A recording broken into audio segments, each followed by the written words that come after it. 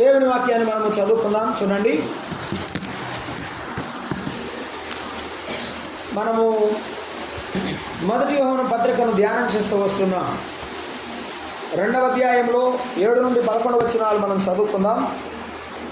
మొదటి యోహాను పత్రిక 2వ అధ్యాయము 7 నుండి 11 వరకు మనం చదువుకుంటున్నాం. ప్రియులారా, మొదటి నుండి మీకున్న పూర్వపు ఆజ్ఞనే కానీ క్రొత్త ఆజ్ఞను మీకు రాయుట లేదు. ఈ పూర్వపు ఆజ్ఞ మీరు వినిన వాక్యమే, మరియు క్రొత్త ఆజ్ఞను మీకు రాయిచున్నాను. చీకటి గతించుచున్నది, సత్యమైన వెలుగు ఇప్పుడు ప్రకాశించుచున్నది కనుక అది ఆయన యందును మీ యందును సత్యమే. వెలుగులో ఉన్నానని చెప్పుకొనుచు తన సహోదరుని ద్వేషించేవాడు ఇప్పటి వరకు చీకటిలోనే ఉన్నాడు. తన సహోదరుని ప్రేమించేవాడు వెలుగులో ఉన్నవాడు, అతని యందు అభ్యంతర కారణం ఏది లేదు. తన సహోదరుని ద్వేషించేవాడు చీకటిలో ఉండి చీకటిలో నడుస్తున్నాడు. చీకటి అతని కనులకు గురుద్దితనము కలుగజేస్తుంది కనుక తానెక్కడికి పోవచ్చున్నాడో అతనికి తెలియదు. ప్రార్థించండి. ప్రేమగల తండ్రి, స్తోత్రారుడైన దేవా, మీకు వందనములు, స్తోత్రములు. ఇంతవరకు కూడా మాతో మాట్లాడుతూ వచ్చారు. ఈ మొదటి యోహాను పత్రికలో ధ్యానాల్లో మాతో మాట్లాడుతూ మమ్మల్ని బలపరుస్తున్న మా గొప్ప దేవా, మీకు స్తోత్రము. మీ కృప చూపించండి నాయన. మీ వాక్యం వినడానికి మేము ఇష్టపడుతున్నాం. మీ మాటల వైపు మేము దృష్టి సారిస్తుండగా మాతో మాట్లాడండి. నిలవబడిన వాడు నిష్ప్రయోజకుడు నాయన. మీ వాక్య లేఖనాల ద్వారా మమ్మల్ని పురికొల్పండి, బలపరచండి, మహిమ పొందమని క్రీస్తు యేసు నామమున ప్రార్థన చేయుచున్నాము తండ్రి, ఆమేన్. ప్రభువునందు ప్రియమైన సహోదరులరా, మొదటి యోహాను పత్రికలో మనము ఈ పత్రిక విభజనలో ప్రారంభంలో మనము తెలుసుకున్నాం. 1వ అధ్యాయము 5వ వచనం నుండి 2వ అధ్యాయము 6వ వచనం వరకు వ్యక్తిగత ఆత్మీయ ప్రవర్తన ద్వారా నేను దేవుని బిడ్డను అని చెప్పే లక్షణాలు మనం ధ్యానం చేశాం. వ్యక్తిగత ఆత్మీయ జీవితము ద్వారా నేను దేవుని బిడ్డను అనే రుజువును దేవుడు మనకిచ్చాడు. ఆ రుజువులో భాగముగా మనము దేవుని పిల్లలము అయి ఉన్నాము. అది మనము ఎప్పటికీ అది మర్చిపోరానిది. దేవుని పిల్లలము అయిన మనము ఆ సత్యమును గూర్చి మనము సాక్ష్యమిచ్చేటువంటి మనము గుర్తుంచుకోవాల్సింది ఏమిటంటే వెలుగు సంబంధులము అని మనము గుర్తుంచుకోవాలి. ఆ వెలుగు సంబంధుల లక్షణాలను మనం ధ్యానం చేశాం. ఆ వెలుగు సంబంధుల లక్షణాలను ధ్యానం చేస్తూ వెలుగు సంబంధి అయిన వాడు దేవుని వెలుగులో నడిచేవాడు అని మనము జ్ఞాపకం చేసుకున్నాం. వెలుగులో నడవాలి దేవుని పిల్లలు. రెండవది, అన్యోన్యమైన సహవాసం ఉండాలి దేవుని పిల్లలకు. దేవునితో సహవాసం, సహోదరులతో సహవాసం ఉండాలి అని మనం ధ్యానం చేశాం. ఆ తర్వాత ఏదైనా అపరాధంలో పడితే ఒప్పుకునే మనసు ఉండాలి దేవుని బిడ్డ. గొర్రె వంటి వాడు పొరపాటున జారిపోతే మళ్ళీ తిరిగి వస్తాడు కానీ లోకములో కలిసిపోడు. లోకములో కలిసిపోయేవాడు పంది స్వభావం వంటి వాడు, మరలా తిరిగి వెనకకు రాడు. దేవుని పిల్లలు ఎప్పుడైనా పొరపాటులో పడితే ఒప్పుకునే మనసు ఉండాలి అని మనము ధ్యానం చేశాం. లోకములో ఉన్న మనము ఆయన వలె నడవాలి అని మనం జ్ఞాపకం చేసుకున్నాం. ఇది వ్యక్తిగత జీవితంలో మనకు ఉండాల్సినటువంటి అనుభవాలు. అప్పుడే మనము దేవుని పిల్లలముగా మనకు గుర్తు. లేకపోతే దేవుని పిల్లలమనే గుర్తే మనకు ఉండదు. ఒకవేళ దేవుని బిడ్డవు కాదు అనడానికి, దేవుని పిల్లలు కాదు అనడానికి గుర్తులు ఏమిటంటే, చీకటిలో ఉన్నవాడు దేవుని బిడ్డ కాడు, మోసం చేసేవాడు దేవుని బిడ్డ కాడు, అబద్ధాలు చెప్పుతూ దేవునిని అబద్ధికుడుగా చేసేవాడు దేవుని బిడ్డ కాడు, ఆయన వలె నడవని వాడు దేవుని బిడ్డ కాడు అని మనం ధ్యానం చేసుకున్నాం. ఇప్పుడు సమాజ జీవితంలో ఎక్కడ, ఇదంతా వ్యక్తిగత జీవితంలో మనం ఉండవలసింది, ఉండకూడని లక్షణాలు ధ్యానం చేశాం. సమాజంలో బతుకుతున్నప్పుడు నలుగురు మధ్య ఉండాలి కదా, నలుగురితో కలిసి ఉండాలి కదా. వారితో బతికేటప్పుడు ఎలా ఉండాలి అంటే, ఒక్క మాట చెప్పాడు, దేవుని వాక్యముతో వారి మధ్య ఉండాలి. దేంతో ఉండాలి? మళ్ళీ చెప్పండి, దేంతో ఉండాలి మనం? దేవుని వాక్యముతో వారి మధ్య ఉండాలి. ఇది మనం గుర్తుపెట్టుకోవాలి. దేవుని వాక్యము లేకుండా ఏ వ్యక్తి కూడా లోకములో బ్రతకలేడు. అందుకని ప్రతి వ్యక్తి దేవుని వాక్యాన్ని చదివేవాడై ఉండాలి, ధ్యానం చేసేవాడై ఉండాలి. ఒకవేళ ధ్యానం చేసే అవకాశం నీకు లేకపోతే నీవు వాక్యాన్ని ఎల్లప్పుడూ ఆలకించాలి. ఏం చేయాలి? ఆలకించాలి. మనం అలాగున ఆలకించకపోతే మన దీపం ఆరిపోతుంది. చూడండి, ఫిలిప్పీ పత్రిక 2వ అధ్యాయంలో 16వ వచనంలో చెప్తున్నాడు, మీరు మూర్ఖమైన వక్రజనము మధ్య నిరపరాధులుగా, నిష్కలంకులుగా, అనింద్యులుగా బ్రతకాలంటే ఏం చేయాలి? దేవుని కుమారులుగా సంశయములు సణుగులు మాని మీరు జీవించాలంటే, సమస్త కార్యాలు చేయాలంటే ఏం చేయాలి? 16వ వచనం, అట్టి జనము మధ్య జీవవాక్యమును చేతపట్టుకొని జ్యోతుల వలె ఉండాలి. నువ్వెప్పుడు జ్యోతిలాగా వెలుగుతావంటే, నువ్వెప్పుడు ఒక స్టార్ లాగా ఉంటావంటే, నీవెప్పుడు ఒక ప్రకాశమైన వేకువ చుక్కలాగా ఉంటావంటే, ఎప్పుడు నీ దగ్గర దేవుని వాక్యం ఉన్నప్పుడు. నీ దగ్గర దేవుని వాక్యం ఉన్నప్పుడు ఆ వాక్యము నిన్ను వెలిగిస్తుంది. నీవు కన్నీరు గారిస్తే ఆదరిస్తుంది. నీవు కష్టాల్లో ఉంటే దేవుని వాక్యం నిన్ను బలపరుస్తుంది. కాబట్టి ఆ వాక్యం మన దగ్గర ఉండాలి. అప్పుడు మనం వెలిగిపోతాం. దేవుని పిల్లల ముఖాలు చాలా కాంతివంతంగా, సంతోషంగా ఉంటాయి. కారణం ఏమిటంటే వారు దేవుని వాక్యాన్ని కలిగి ఉన్నవారు, జ్యోతుల వలె కనబడుచున్నారు. మనం ఎలాంటి వారమంట? ఇప్పుడంటే ట్యూబ్ లైట్లు వచ్చినాయండి. ఇప్పుడంటే కరెంట్ వచ్చింది, ఎలక్ట్రిసిటీ వచ్చింది కాబట్టి అందరికి మంచి మంచి వస్తువులన్నీ ఉన్నాయి.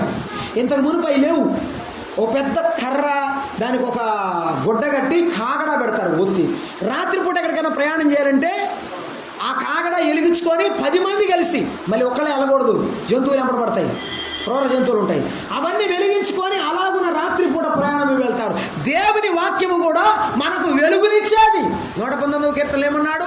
నీ వాక్యము నా పాదములకు దీపము, నా త్రోవకు వెలుగు.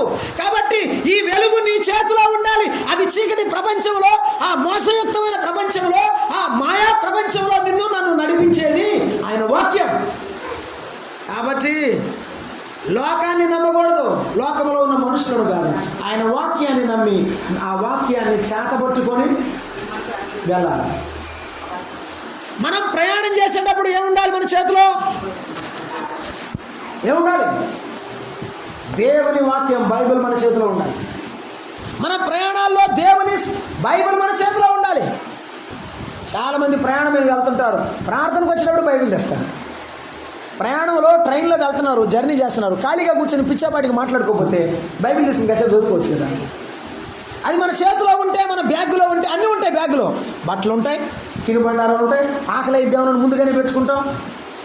మీరు పెట్టుకున్నా, నేను పెట్టుకుంటాలే, కానీ ఆకలి ఇద్దామని ముందుగానే పెట్టుకుంటాం. అన్ని పెట్టుకుంటాం, అవసరాలకి కావాల్సినవన్నీ.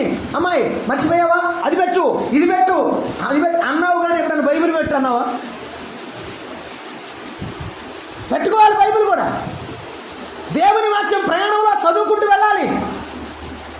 గంటలు మొదలు పెడితే ఆ ఏప్రాల గురించి, ఈయంగుడి గురించి, కొడుకులు, కోడళ్ళు, అందరూ మాట్లాడుతూనే ఉంటారు. ఎప్పుడన్నా బైబిల్ మాట్లాడతారేమో చూస్తారు. నేను ప్రయాణంలో ఉంటారు కదా పక్కన వాళ్ళు, అస్సలు మాట్లాడరు. కాసేపు ప్రార్థన చేద్దాం బ్రదర్ ఈ ప్రయాణంలో, కళ్ళు మూసుకొని అని చెప్పేవాడు కనపడదు. మన చేతిలో మనతో పాటు ఉండాల్సింది ఏమిటి చెప్పమ్మా? దేవుని వాక్యం ఉండాలి. అది దేవుని వాక్యం సత్యమైనది. ఒకవేళ నీతో మాట్లాడేవాడు కాసిన అబద్ధాలు, కాసిన నిజాలు మొత్తం కలిపి చెప్పొచ్చు, కానీ దేవుని వాక్యం ఎప్పుడు ఏం చెప్పింది? సత్యమే చెప్పింది. ఆయన వాక్యాన్ని చదువుకున్నవాడు ఎప్పుడైనా సత్యమే మాట్లాడతాడు. కాబట్టి దేవుని వాక్యం మనలో ఉండాలి. రండి, 1 యోహాను పత్రికలో వాక్యాన్ని గురించి ఏం చెప్తున్నాడో మనం చూద్దాం. 1 యోహాను పత్రికలో 2వ అధ్యాయంలో మనం జ్ఞాపకం చేసుకుంటున్నాం. 2వ అధ్యాయము 7వ వచనం, ప్రియులారా, మొదటి నుండి మీకున్న పూర్వపు ఆజ్ఞ కానీ క్రొత్త ఆజ్ఞను మీకు రాయుట లేదు. ఏమిటి ఆజ్ఞ చెప్పండి? ఈ ఆజ్ఞ మీరు వినిన వాక్యమే అన్నారు. ఏమండి, వాక్యం అనేది ఆజ్ఞ లేకపోతే ఒక ఆఫరా?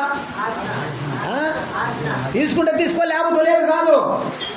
ఏం చేయాలి? You must do that. నువ్వు తప్పకుండా చెయ్యాలి అంతే. దేవుని వాక్యం వినడానికి వచ్చిన నీవు ఆయన వాక్య ప్రకారంగా చేయడానికి నీవు వినాల్సిందే. 10 ఆజ్ఞలు ఇచ్చాడు. ఏమన్నాడు? ఈ 10 ఆజ్ఞలు మీరు తప్పకుండా పాటించాలని చెప్పాడు. 9 పాటించండి, 1 వదిలిపెట్టాడు, పర్లేదులే అన్నాడా? అనలేదు కదా. ఈ 10 ఆజ్ఞలు పాటించిన ప్రతివారిని దేవుడు కనికరించాడు ఆ ఎడారిలో, ఆ అరణ్యం. ఈవేళ దేవుని వాక్యాన్ని దేవుడు మనకు అప్పగించి ఆయన చెప్పినట్టు నడవమంటే మనం ఏం చేస్తున్నామంటే అనుకూలమైనవి, మంచి సౌలు స్వభావం, బతికినవి కాదు, కడగా ఉన్నాయి, చచ్చిపోతాయి అనుకున్న అటన్నింటిని కాల్చి చంపాడు. ఏది ఎడితిరిగి తీసుకెళ్ళేటప్పుడు దారిలో చచ్చిపోతే నేనేం చేసేదని ఆ ముసలాటిని, ఆ కడగా ఉన్న వాటిని సచ్చిని ఎడితిరిగి చంపేశాడు, కాల్చేశాడు. బతికినవి బాగా బలిసిన వాటిని తెచ్చుకున్నాడు. మనం కూడా ఏం చేస్తాం? బలహీనమైన చెడ్డ అలవాటే కానీ అది మనకు అంత ఇష్టం లేదు కాబట్టి దాన్ని తీసేస్తాం. కానీ బలహీనమైన బాగా బలంగా మనలో ఉండిపోయింది, దేవునికి ఇష్టం లేని తీసేయమంటే రాజ్యమ్మ ఒక బామ్మ సువార్త చెప్తాను కూర్చోబెట్టాం. సువార్త చెప్పిన తర్వాత బామ్మగారు యేసుప్రభుని నమ్ముకుంటే అందే అన్నీ వదిలిపెట్టాను, దీన్ని మాత్రం వదిలిపెట్టలేదు. అందులో దీన్ని సొట్టను,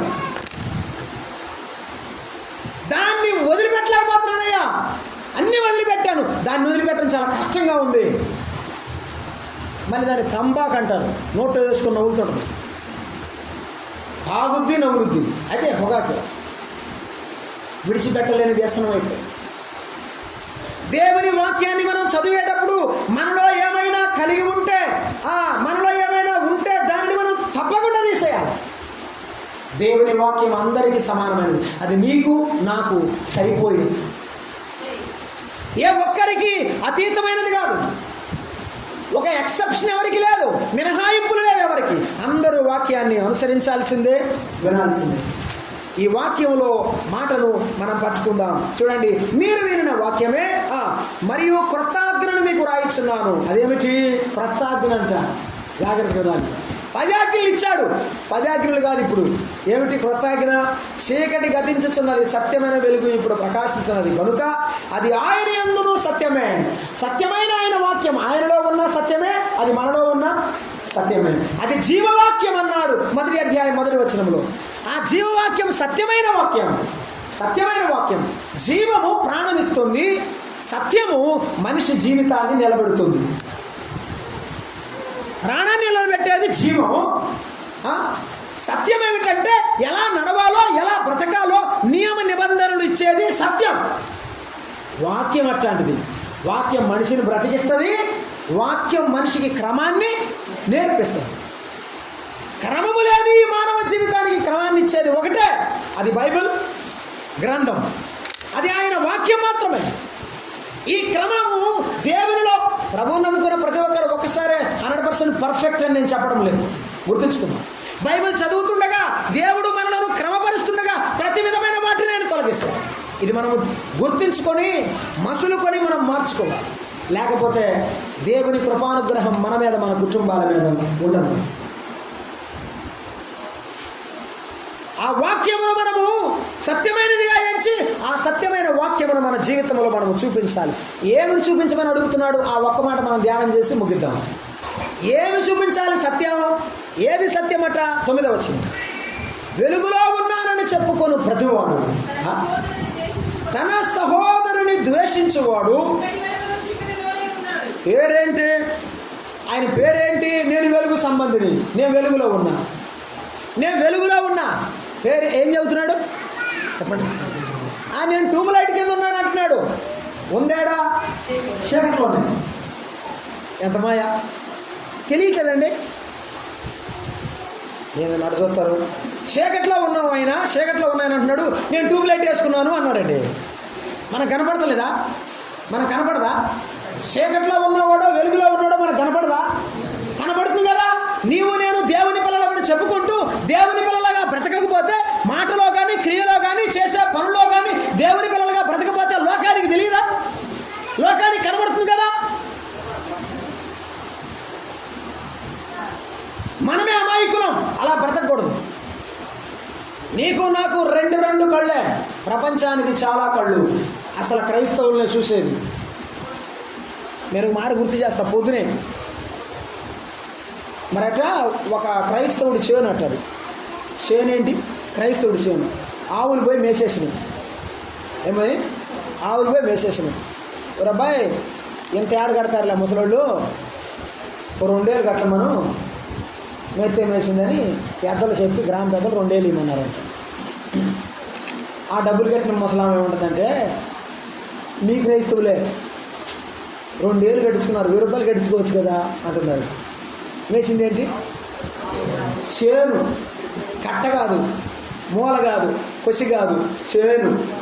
ఇచ్చిందంత లోకానికి మనం లోకువా. ఎంతన్నా చేయగాక, ఎంతన్నా ఉండుగాక, మరి మన చేను ఇవ్వకూడదు. నీకు న్యాయం లేదు అసలు. లోకానికి న్యాయం కనపడదు, కంటికి కనపడదు అసలు. 2 ఏళ్ళు కట్టడానికి బాధపడింది కానీ చేను మొత్తం వేసినందుకు మాత్రం బాధపడదు. మనం లోకానికి లోకువా. ఏ ఒక్కరా ఉన్నా వంక పెట్టి చూపించిందని. ఆమె చేనంతా మెత్తి ఇంక బాధ లేదు. 2 ఏళ్ళు కట్టాలంటే బాధ. ఓ పని చేయి, చేను పెంచు, సరిపోదు కదా. మరి పైపెచ్చు ఈ క్రైస్తవులు అంటుంది మాతో. ఈ ఊర్లోనే పొద్దునే వాళ్ళు ఎవరో కదా ఆడ చుట్టాలే. చిత్రం తెలుసా? మరి చెప్పదు, మామూలునేనండి అని చెప్పదు. చెప్పేటప్పుడు మాత్రం మమ్మల్ని పడవాలి కదా. మీ క్రైస్తవులే అంటుంది. మా చుట్టాలేనయ్యా, మా మేనలుడేను, మా మేనకోడలే అని చెప్పొచ్చుగా. ఎంత జ్ఞానమో! మామూలు విషయం కాదు అసలు. చుట్టాలని చెప్పదు కానీ మనకు మీ క్రైస్తవులను పొడిచింది. లోకం అట్లాంటిది. మనల్ని ఎప్పుడు ఎదుగుతూనే ఉంటుంది, ఎప్పుడు మనల్ని పరిశీలిస్తుంది, విమర్శిస్తుంది. లోకం మనల్ని ఎప్పుడు చూస్తూ ఉంటుంది. మనం గమనించుకోవాలి. మనము జ్ఞానయుక్తంగా నడవాలి. మనం లోకం ఎప్పుడు మెచ్చుకుంటుందని బతకట్లేదు. లోకం కోసం అసలు మనం బతకడం లేదు. యేసయ్య కోసం బతుకుతుంది. న్యాయమైన వాటిని మనం ఆలోచించాలి. ఆయన వాక్యం సత్యమైనది కాబట్టి సత్యమైన వాక్య ప్రకారం జీవించాలి. ఎలా జీవించాలంటే వెలుగులో ఉండాలన్నాడు. వెలుగంటే ఏంటో చెప్తున్నాడు చూడండి. ఆ మాట గమనిద్దాం. ఆ ఒక్క మాట మనం ధ్యానం చేద్దాం ఈవేళ. తన సహోదరుని ప్రేమించువాడు వెలుగులో. అది సమాజంలో నువ్వు దేవుని బిడ్డవని తెలియాలంటే లోకంలో సహోదరులు ఏం చేయాలి? అది ఈ పూట మనం ధ్యానం చేయబోయే మాట. మనము సహోదరులను ప్రేమించాలి. నేను వ్యక్తిగతంగా భక్తిగా ఉన్నాను, క్రమంగా ఉన్నాను అని చెప్పుకుంటాం, మంచిది. అది మొదటి మాట. దేవుని పిల్లగా రుజువు, అది నిజమే, వాస్తవమే. కానీ సమాజంలో నలుగురు మధ్య బతుకుతున్నప్పుడు సహోదరులు ఏం చేయాలి? చెప్పండి అమ్మా. నేను అరుస్తున్నాను కదా, కనీసం మీరు మాట్లాడకపోతే ఎట్లా? సహోదరులు ఏం చేయాలి? ప్రేమించాలి. 365 రోజులు నీకు సమయం లేకపోవచ్చు. ఏదో ఒక సమయానైనా సరే వారిని నువ్వు దర్శించాలి. వారిని నువ్వు దర్శించాలి. ఇది చాలా మేలుకరమైన విషయం. అక్కడ ఏమన్నాడు తెలుసా? చీకటి అతని యందు అభ్యంతర కారణమే. ప్రేమించడానికి ఏమంటే అడ్డం? అదే చెప్తున్నాడు. చెప్పండి, ఏముంటాయి అంటే అడ్డం? ప్రేమించడానికి అడ్డం ఏముంటాయమ్మా? ఎంతైందమ్మా? Thank you. ప్రేమించడానికి అడ్డం ఏముంటాయంట? అభ్యంతరాలు ఉంటాయంట. ఏముంటాయి? అభ్యంతరాలు ఉంటాయి. ప్రేమించడానికి అభ్యంతరం. అన్న ఏడకు పోతున్నావు సాయంత్రం అన్నాడు ఒక బ్రదరు, నేను ఫలానా సహోదరుడు పిలిచాడు, వాళ్ళ ఇంట్లో మరి ప్రార్థన జరుగుతుంది, భోజనానికి వెళ్తానంటే, ఎట్టపోతావు వాళ్ళ ఇంటికి? అసలు నీకు సిగ్గుంటే, నీకు బుద్ధి ఉంటే బావు అని అన్నాను. నేనన్నాను, నాకు బుద్ధి లేదయ్యా, సిగ్గు లేదు. యేసు ప్రభు చాలా తిట్టించుకొని మనల్ని కాపాడాడు, మనల్ని రక్షించాడు, అందుకే మనకు రక్షణ వచ్చింది. తిడితే తిట్టాడు, వెళ్తాడు అయ్యా. 2 రోజుల తర్వాత ఆ బ్రదర్ కూడా వచ్చాడు అదే ఇంటికి. మనము ఏమైనా అవనిగాక, మన వల్ల మనకు ఏమైనా చెడ్డ పేరు రాగాక, కానీ యేసుక్రీస్తు పక్షంగా మన సొంత వారిని మనం ఏం చేయాలి? సంపాదించాలి. మనం నమ్ముకున్నాం, రైటే. మన ఇంట్లో వారు నమ్ముకోవాలి అంటే వారు ఏమైనా పర్వాలేదు, వారు ఏమన్నా పర్వాలేదు, కానీ వారిని మనం క్రీస్తు పక్షంగా సంపాదిస్తే అదే ఘనత. నా అన్నదమ్ములు నేను సంపాదించుకోవాల్సిన బాధ్యత నా మీద ఉంది కదా. నేను ఈ లోకాన్ని విడవక ముందే వారిని సంపాదించాలి కదా. కాబట్టి ఏం చేయాలి? నేను క్రీస్తు పక్షముగా వారిని ఏం చేయాలి? ప్రేమించాలి. అభ్యంతరాలు ఉంటాయి, కానీ యేసు ప్రభువు నమ్మిన పిల్లలకు అభ్యంతరాలు ఉండకూడదు. ఆదికాండం 45వ అధ్యాయం చూడండి. 45వ అధ్యాయం 14-15 వచ్చిన. ఆదికాండం 45వ అధ్యాయము 14-15 వచ్చిన. తన తమ్ముడైన బెన్యామీను మెడ మీద పడి ఏడ్చాడు.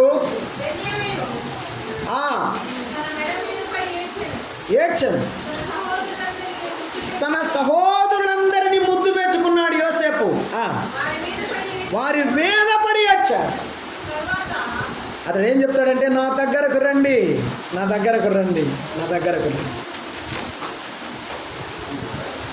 ఏడ్చిన తర్వాత సహోదరులందరితో మాట్లాడాడు. వారందరి ఎదురు ఎలుగెత్తి ఏడ్చాడు. వాస్తవానికి యోసేపుకు చాలా అభ్యంతరాలు ఉండొచ్చు. గుంటలో తోసినప్పుడు, కాలుతో తన్ని కొట్టినప్పుడు, ఇష్మాయేలుడికి అమ్మినప్పుడు చాలా ఉన్నాయి. తల్లిదండ్రులకు దూరం చేసినప్పుడు ఒంటరిగా మిగిల్చారు. ఎవరు? అన్నదమ్ములే. ద్వేషించి అమ్మివేసి దూరం చేశారు. తల్లిదండ్రులకు దూరం చేశారు, అన్నదమ్ములకు దూరం చేశారు, అమ్మివేసి బానిసను చేశారు. ఒంటరి వాడి ఆ పరాయి దేశంలో కష్టపడ్డాడు, చెరసాలలో బాధపడ్డాడు. ఇప్పుడు మంచి స్థితిలో ఉన్నాడు. ఆ ఫరో యొక్క స్థానంలో కూర్చొని ఉన్నాడు ఒక ప్రభువుగా ఐగుప్తు దేశానికి. ఇప్పుడు అన్నదమ్ములు వచ్చారు. ఏం చేస్తావు చెప్పు? నువ్వు ఒకప్పుడు నువ్వు మీన స్థితిలో ఉన్నప్పుడు ఎవరు రాలేదు నీ దగ్గరకు. ఎవరు రాలేదు. నీవు ఉన్నత స్థితిలోకి వెళ్ళిన తర్వాత అందరూ నీ దగ్గరికి వస్తే నువ్వేమంటావు? కాదమ్మే, కాదు, నీకు ఇప్పుడు కనపడ్డాను. నేను నీకు ఇప్పుడు కనపడ్డానా? ఏమయ్యా, నేను మనసులో ఉన్నప్పుడు నేను నీకు కనపడలా? నేను బాధల్లో, కష్టాల్లో, పిల్లలు పెళ్లిళ్ళు చేసుకొని ఎంతో బాధల్లో ఉంటే నువ్వు ఇప్పుడు కనపడలేదు నేను నీకు అంటావు లేదు. కానీ యోసేపు ఏమన్నాడు? మీరు నన్ను అమ్మివేసినందుకు బాధపడదు, దేవుడు దాన్ని మేలుగా మార్చాడు. మీరు నాకు కీడు చేయని ఉద్దేశించదు, దేవుడు నాకు దాన్ని మేలుగా మార్చాడు. అదే దేవుని ప్రేమ.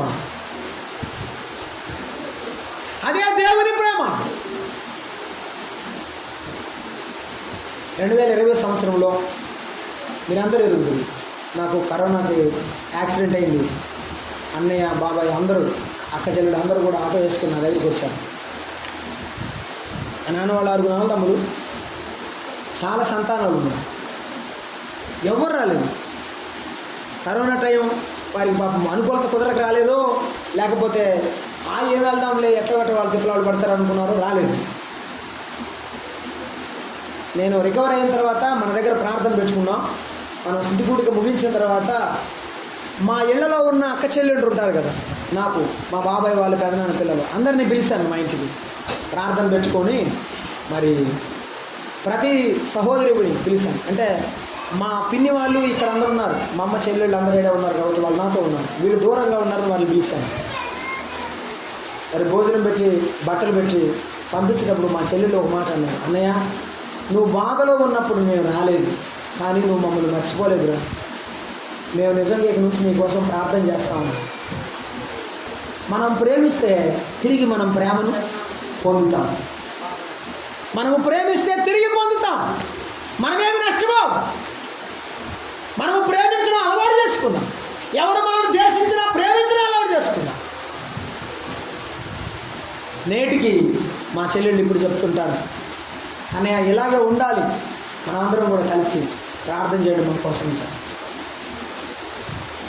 నా బాధలో నిలబడిన వారు సాల్మన్ తాతయ్య సంతానం అంతా, మా పిన్ని వాళ్ళు కానీ మామయ్యలు కానీ అందరూ, స్థానిక సంఘం, మీరు దేవుని పిల్లలు. తర్వాత నేను ప్రార్థన చేశాను, ప్రభువా నా రక్త సంబంధాన్ని కూడా నేను సంపాదించుకోవాలి, వారిని కూడా నీ దగ్గరికి నడిపించమని ప్రార్థన చేశాను.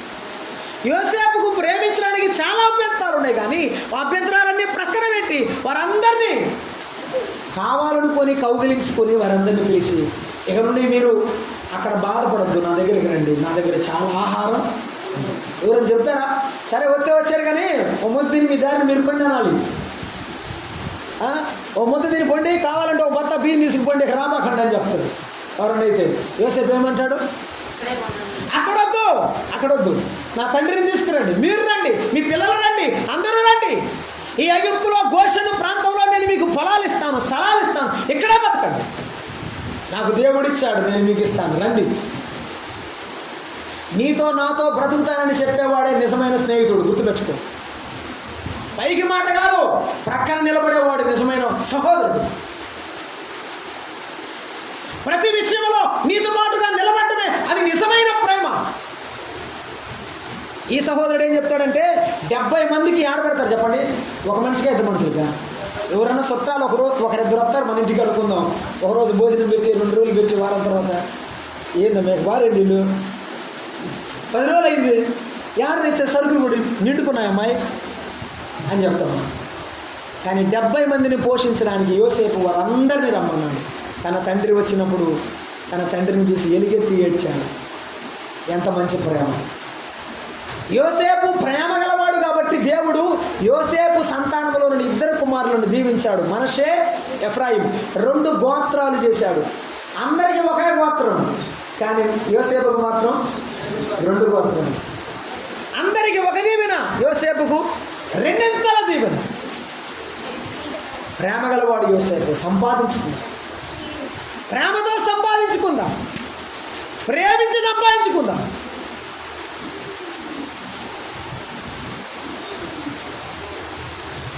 ప్రేమతో సంపాదించు. చాలాసార్లు నేను మీ కొరకు ప్రార్థన చేసినప్పుడు కొంతమందిని గుర్తు చేసుకుంటాను. నేను ఈ సహోదరులకు నేను ఏం చేయలేదు కదా, నేను వెళ్ళినప్పుడల్లా నాకు ఇలా ఒక పండో పలహారం ఇచ్చినప్పుడల్లా నాకు మనసు చాలా భారం అవుతుంటుంది. అక్క ఇవి ఇచ్చింది, నేను రుణం తీర్చుకోవాలి, అక్క నాకు ఇలా ఇచ్చింది. కూరగాయలు ఇస్తారు, ఏమైనా ఇస్తారా, తీసుకునేటప్పుడల్లా నేను చాలా భయపడుతుంటాను. నేను మరలా వీళ్ళకి ఎలాగూ రుణం తీర్చుకోవాలి అనుకుంటూ ఉంటాను. ప్రేమ వెలకట్టలేంది, ఒక వస్తువుతో పోల్చలేదు. యోసేపు ప్రేమ అన్నదమ్ముల మధ్య మనసులో ఉన్నది తాను కనబరిచాడు. కానీ మన ప్రభువైన యేసుక్రీస్తు ప్రేమ శత్రువును ప్రేమించే ప్రేమ. చెలికాడా, నీవు చేయవచ్చినది త్వరగా చేయను, త్వరగా కానిమ్ము. ఎందుకు వచ్చాడు ఇస్కరియోతు యోధా గెత్సేమనే వనంలోకి? యేసు ప్రభువుని 30 వెండి నాణేలకు అమ్మివేసి వాళ్ళకి అమ్ముడు పోయి పట్టించడానికి వచ్చాడు. తనను అప్పగించుకు ఇస్కరియోతు యోధా యేసు ప్రభువులకు వస్తే ప్రభు అంటున్నాడు, నా స్నేహితుడా అని పిలుస్తున్నాడు. ఆ మాట అన్నప్పుడైనా గుండె కరగలేదు, కఠినమైపోయాడు. యోసేపు అన్నదమ్ములను క్షమించినట్టు యేసయ్య ఇస్కరియోతు యోధాను కూడా క్షమించాడు.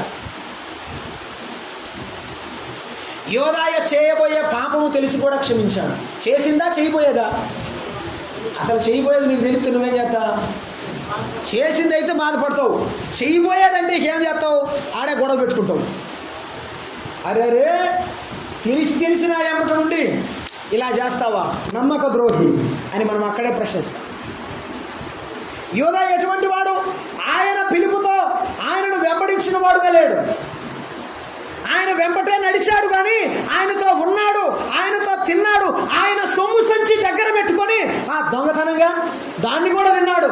ఆయన ఇచ్చిన రొట్టెలు తిన్నాడు, ఆయన ఇచ్చిన సందా సంచిలో సొమ్ము తిన్నాడు. ఏమంటే ఆయనతో సహవాసం చేశాడు. ఆయన దగ్గర ఆయన మహిమ శక్తిని రుచి చూశాడు. అనేక అద్భుత కార్యాలు కళ్ళారా చూశాడు, కానీ మార్పు లేకుండానే బతికాడు. ఈ ప్రేమ లేనివాడు, యేసు ప్రభు ప్రేమను తన మనసులో నింపుకోలేనివాడు కఠినుడైపోయాడు, లోకముతో నింపబడ్డాడు. ఆయన 30 వెండి నాణ్యాలకు అమ్మివేశాడు. ఇలాంటి వాడిని ఎవరైనా ప్రేమిస్తారా? శత్రువును ఎవరైనా ప్రేమింతురా.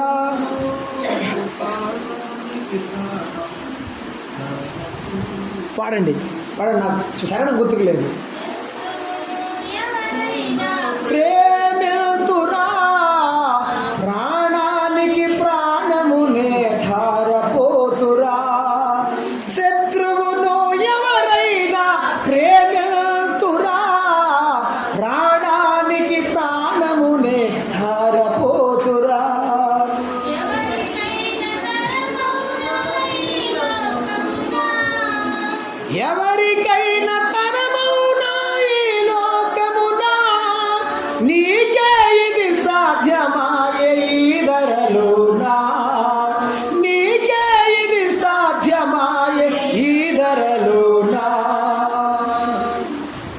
యేసు ప్రభుకే సాధ్యం. మనము శత్రువులమై ఉండగా ఆయన మనలను ప్రేమించాడు. ఆకాశము ఆలకించు, భూమి చెవి ఒగ్గుము, నేను పిల్లలను పెంచి గొప్పవారినిగా చేసేదని, కానీ వారు నా మీద తిరుగుబాటు చేసే పిల్లలు, నన్ను దూషించే పిల్లలు, నా మీద తిరుగుబాటు చేసే పిల్లలు, వారిలో ఏ మంచితనము లేకుండా దేవుని ప్రేమను రుచి చూసే చాలామంది ఆయన ప్రేమకు విలువనివ్వడం లేదు. సహోదరులను ప్రేమించేవాడుగా లేకుండా ఉన్నారు.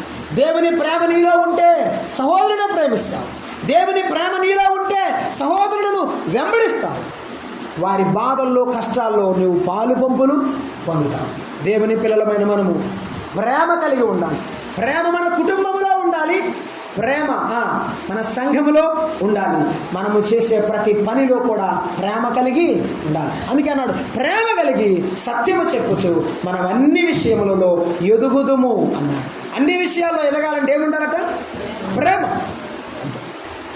ప్రేమ కలిగి ఉండాలి. యేసుక్రీస్తు ప్రభువారు ప్రేమ స్వరూపి.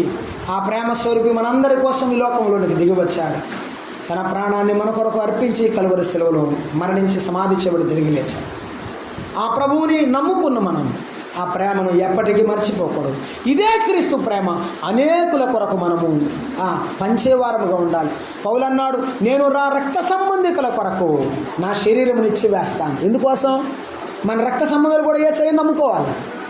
మనం ప్రేమిద్దాం, మన రక్త సంబంధాలను సంపాదిద్దాం, ప్రభు కొరకు సాక్షులుగా సాగిపోదాం. దేవుడు మనలను దీవించునుగాక.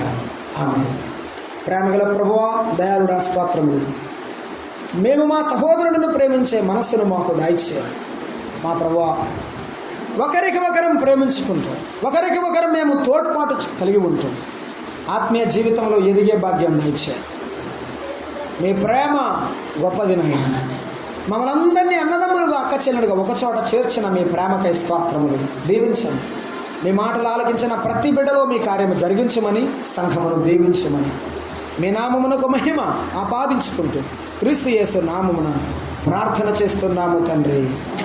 ఆమేన్. అందరికీ ప్రేమ.